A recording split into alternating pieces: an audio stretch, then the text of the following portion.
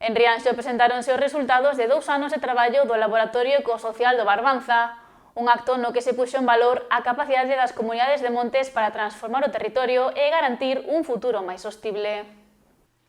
O proxecto, iniciado en 2020 e desenvolto xunto á Universidade de Santiago e co apoio da Fundación Biodiversidade, permitiu demostrar o enorme talento existente nas comunidades locais, capaces de xestionar máis de 2.000 hectáreas de maneira mancomunada dende 2019.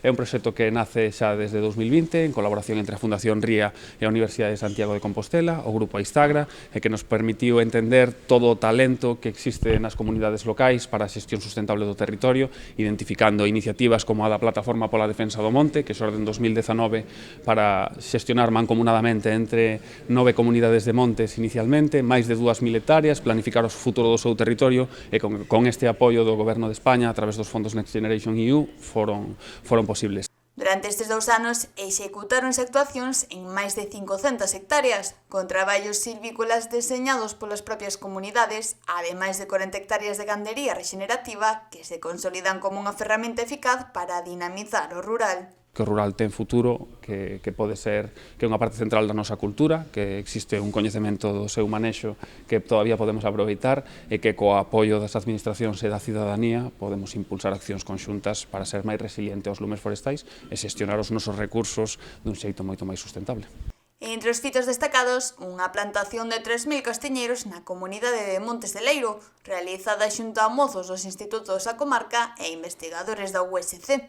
Tamén se actuou na eliminación de especies invasoras en máis de 70 hectáreas e desenvolvéronse actividades de voluntariado ambiental con 600 participantes ao longo de 24 xornadas. Un traballo de deseño, de planificación que, como se pode observar, si vemos o que son as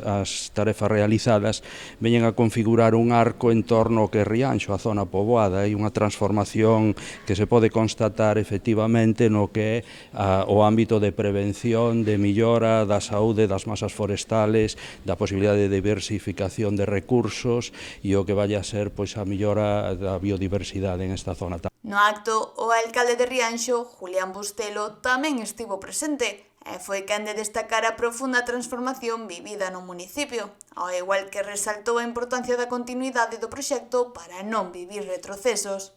Me atrevería a tildalo de revolución da maneira de entender a nosa relación co monte nos últimos anos, un traballo que no momento no que estamos, no que falamos dos resultados destes 2 anos de traballo, o que toca é buscar as vías para darlle continuidade, para que non haxa un retroceso, senón ao contrario, as distintas accións que se abordaron dunha maneira máis ou menos experimental ou con maior ou menor profundidade, que teñan un longo percorrido no tempo. Seguindo pola mesma liña, o subdelegado do Goberno en Galicia, Julio Abalde, aproveitou o momento para trasladar o compromiso estatal neste tipo de proxectos. Se traballa conxuntamente coas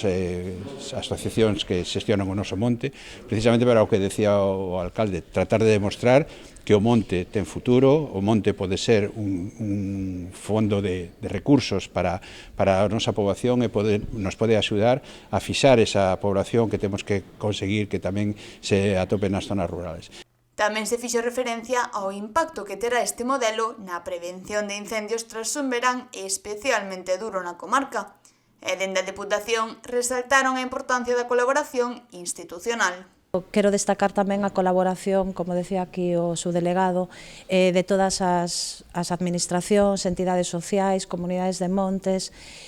fundacións, porque é o camiño a seguir, non? Que todas as administracións e entidades rememos na mesma dirección para chegar a levar a cabo proxectos como este que teñen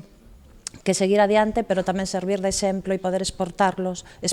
a outros lugares do territorio. Un proxecto que demostra que se pode transformar o territorio e convertelo nun proxecto de sostibilidade e futuro para o rural galego.